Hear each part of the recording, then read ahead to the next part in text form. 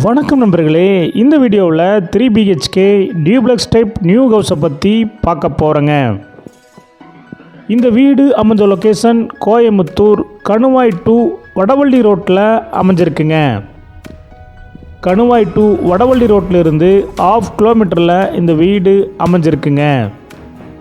இந்த வீடு அமைஞ்சிருக்கிற லேண்ட் ஏரியா 2.25 சென்ட்டுங்க.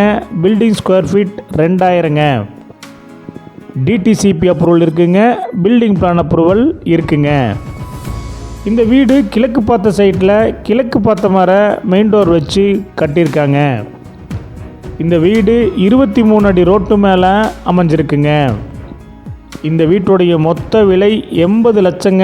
சிறிது குறைக்கப்படும்.